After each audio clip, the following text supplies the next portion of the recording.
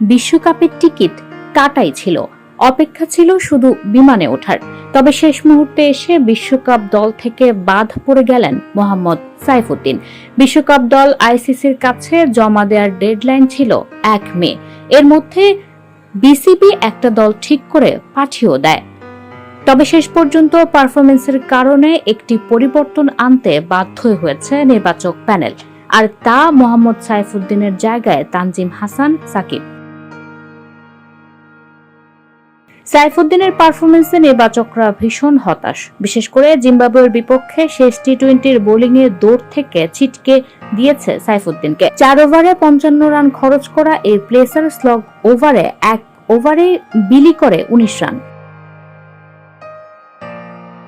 এদিন সাইফুদ্দিনের বোলিং দেখে নির্বাচকদের মনে হয়েছে তার চেয়ে তানজিম সাকিবে বিশ্বকাপের জন্য ভালো হবেন। প্রধান নির্বাচক গাজী আশরাফ হোসেন লিপু বলেন, 30 তারিখে যে দল আমরা দিয়েছি সেটা এক প্রেক্ষাপটে নির্বাচন করেছিলাম। আমাদের দুটি রাস্তা খোলা ছিল, একটি হলো যারা ফিট আছে তাদের নিয়ে দল নির্বাচন করা, আরেকটা বিষয় হলো ইনজুর্ড প্লেয়ারদের দেখার বিষয় ছিল।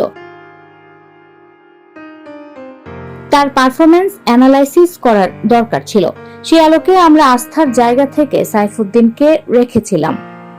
তাকে অবজার্ভ করে আমাদের মনে হয়েছে আমাদের প্রত্যাশার জায়গাটা, দলের আস্থার জায়গাটা, সেখানে কিছুটা এগিয়ে ছিল তানজিম সাকিব। সেই আলোকে সাইফুদ্দিন জায়গা পায়নি, তবে সে খুব কাছাকাছি ছিল। মূলত ডেথ ওভারের বোলিংয়ের জন্যই সাইফুদ্দিনকে বিশ্বকাপ স্কোয়াডে রাখা হয়েছিল। তবে সেখানে মুনশিয়ানা দেখাতে না পারায় ফেনী এক্সপ্রেস ছিটকে গেলেন চূড়ান্ত স্কোয়াড থেকে। ডেথ ওভারে ইয়ার্কারের যে সুযোগ ছিল সেটা অনেক কম পরিলক্ষিত হয়েছে।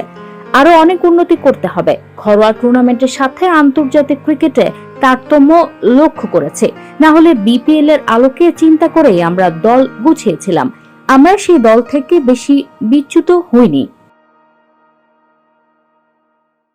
এই একটা খেলোয়াড় সাইফুদ্দিন একমাত্র খেলোয়াড় যে 30 তারিখে দল থেকে বিশ্বকাপে যেতে পারছে না। শুধু সাইফুদ্দিনের জায়গায় তানজিম সাকিবকে নেওয়া হয়েছে। যদিও সাম্প্রতিক পারফরমেন্স বিচারে উইকেট শিকারের দিক থেকে তানজিম সাকিবের চেয়ে এগিয়ে সাইফুদ্দিন। এক্ষেত্রে লিপুর যুক্তি উইকেট দেখে করা যায় না। বিশেষ করে টি-20 ক্রিকেটে আপনি কখন কোন অবস্থায় উইকেট পাচ্ছেন, কে কখন বোলিং এ আসছে, এগুলো গভীরভাবে দেখতে হবে। আমাদের যে জায়গায় সাইফুদ্দিনকে দরকার হতো সে জায়গায় সে কতটা ভূমিকা রাখতে পারে সেটাই পরখ করে দেখেছি। শেষ ম্যাচে মাত্র 2 জন সীমার খেলেছে। উদ্দেশ্য ছিল সাইফুদ্দিনকে 4 ওভারে পুরোপুরি বল করতে হবে। সেখানে 1-2টি ওভার খারাপ হতে পারে। কোনো জায়গায় মনে হয়েছে সাইফুদ্দিন আরো ভালো করতে পারত। তার শর্ট পিচ বল ভালো লাগেনি, মাথার উপর দিয়ে গেছে। কিছু বল পায়ের সামনে পড়েছে। আমি একটা জাতীয় দলের খেলোয়াড়কে কেন বাদ দিয়েছে এত বিশদভাবে বলতে চাই না। সে আমাদের জাতীয় দলের খেলোয়াড়, আস্থার জায়গায় আমরা সাকিবকে এগিয়ে রেখেছে।